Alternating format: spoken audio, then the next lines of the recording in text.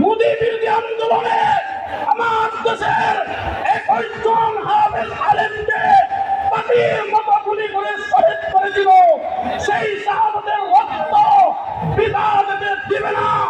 এই মহাসমাবেশ স্মরণ করিয়ে দেয় আগস্ট এবং জুলাইয়ে এই স্বৈর শাসকে আমার দেশে হাজার হাজার ছাত্র জনতাকে শহীদ করেছিল। সেই শহীদদের রক্ত পিতা যেতে দিবে না। যারা বলেছিল হেফাজত ইসলাম থাকবে না, তারা কি আছে? হেফাজত ইসলাম আছে, হেফাজত ইসলাম ছিল, আছে, থাকবে। যারা হেফাজতের বিরুদ্ধে অবস্থান করেছিল তারা তাদের দাদার দেশে জুতার বাড়িকে পালিয়েছে।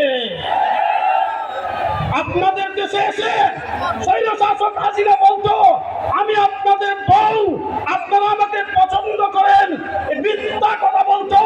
হাসিনা শোনো, মালাউনের বাচ্চা শোনো, রংপুরের মানুষ তোমাকে ঘৃণা করে প্রত্যাখ্যান করে। এই জন্য তুমি চট করে আসো, আমরা জাতি তোমার বিচারের অপেক্ষায় আছি ইনশাআল্লাহ।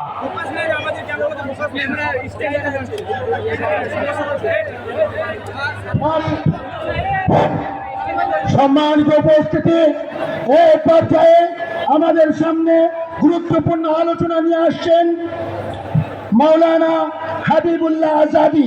মাওলানা হাবিবুল্লাহ আজাদি, সহকারী মহাসচিব, হেফাজতে ইসলাম বাংলাদেশ। আলহামদুলিল্লাহ রাব্বিল আলামিন ওয়াসসালাতু ওয়াসসালামু আলা রাসূলিহি ওয়া আলা আলিহি ওয়া আসহাবিহি আজমাইন। সম্মানিত আজকের উপস্থিতি, 1757 সালে স্বাধীনতা যখন স্বীকৃত হয়েছিল, আমাদের আকাবেররা 200 বছরের কাছে যুদ্ধ করে 47-এ এই দেশকে স্বাধীন করেছিল এবং আমাদের দেশ স্বাধীন হয়েছে 71 সালে। কিন্তু আমরা ভারতের পরাধীনতার যন্ত্রণা আবদ্ধ ছিলাম। ভারতের মোদী সরকার এই দেশের আগমনকে উপলক্ষ করে এই দেশের হাজার হাজার ওলামায়ে কেরামকে জেলে নিক্ষেপ করে তাদেরকে অকথ্য নির্যাতনের মাধ্যমে তাদেরকে ছিন্ন ভিন্ন করে দেওয়া হয়েছিল। আমাদের আল্লামা জনাব মোহাম্মদ একটি কথা বলতেন, আওয়ামী লীগের মৌজুরা হচ্ছে ইসলাম এবং মুসলমানের বিরোধিতা করা। তারা এই দেশ থেকে ইসলামকে নিশ্চিন্ন করার জন্য যত সব ষড়যন্ত্র রয়েছে সবগুলো করেছিলেন। কিন্তু নমরুদ ফেরাউন যেরকম বিচ্ছিন্ন হয়ে গিয়েছে, এই আওয়ামী তাগুতের শক্তি সেইভাবে বিচ্ছিন্ন হয়ে ভারতে পালিয়ে গিয়েছে। আমরা দার্জিলিং খণ্ডে বলতে চাই, এই দেশের হেফাজত ইসলাম এবং বৈষম্য বিরোধী ছাত্র জনতা সবাই এই দেশের স্বাধীনতার অতন্ত্র প্রহরী। আমরা ইসলাম এবং মুসলমানের বিরুদ্ধে যত ধরনের ষড়যন্ত্র আছে আমরা সবগুলোকে প্রতিরোধ করবো ইনশাআল্লাহ। এবং আমরা সবাই আজকে শপথ গ্রহণ করবো এই রংপুরের এই সমাবেশ থেকে, যেন আমরা আল্লাহর কোরআন এবং রাসূলুল্লাহ সাল্লাল্লাহু আলাইহি ওয়াসাল্লামের হাদিস কোরআনী আইন এই দেশে প্রতিষ্ঠা করার জন্য সবাই ঐক্যবদ্ধভাবে আমরা সংগ্রাম করে ইনশাআল্লাহ এই দেশে আল কোরআনকে প্রতিষ্ঠা করবো ইনশাআল্লাহ। সম্মানিত উপস্থিতি,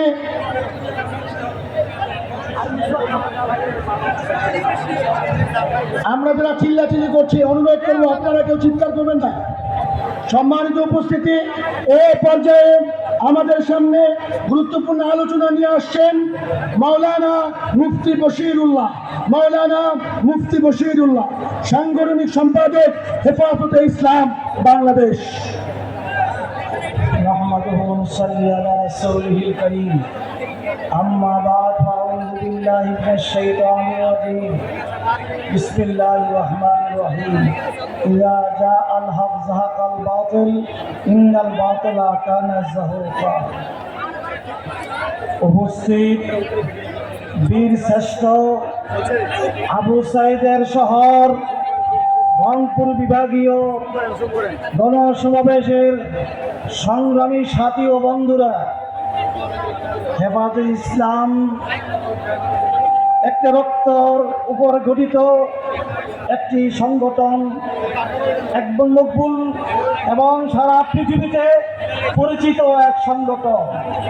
এই সংগঠন শাপলা চত্বরে শাহাদাতের নজরানা পেশ করেছে এবং শাহাদাতের নজরানা পেশ করে রক্ত দিয়ে ওলামায়ে হাফেজদের রক্ত দিয়ে এই স্বৈরাচার আন্দোলনের এই স্বৈরাচারের পতনের ভিত্তি স্থাপন করেছে।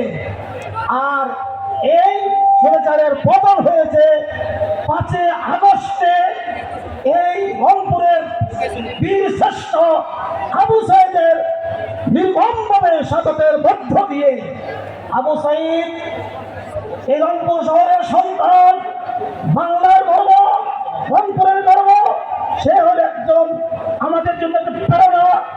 আবু সাইদ ছিল শক্তি, আবু সাইদ ছিল স্বৈরাচারের পতনের জন্য মূল শক্তি, সে ভূমিকা পালন করেছে।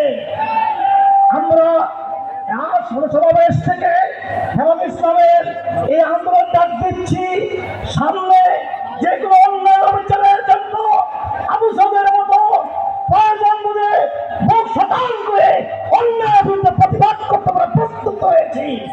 এই আহ্বান জানিয়ে আমার বক্তব্য শেষ করছি। আমার ইল্লাল বালা। সম্মানিত উপস্থিতি, এই পর্যায়ে আমাদের সামনে আলোচনা নিয়ে আসছেন জনাব হযরত মৌলানা মুফতি মনির হুসাইন কাসেমি। জনাব মৌলানা মুফতি মনির হুসাইন কাসেমি, অর্থ সম্পাদক, হেফাজতে ইসলাম বাংলাদেশ।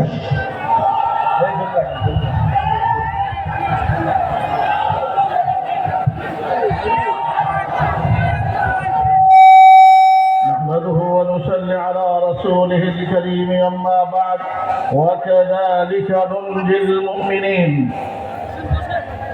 হেফাজতে ইসলাম বাংলাদেশের কেন্দ্রীয় মহাসচিব হযরতুল আল্লাহ সাজিদুর রহমান দাওয়াত বারাকাতুহুম সহ কেন্দ্রীয় নেতৃবৃন্দ এবং এই সমাবেশে উপস্থিত রংপুর এবং বৃহত্তর রংপুরের এই বিভাগের উপস্থিত সুধী মণ্ডলী, ধন্য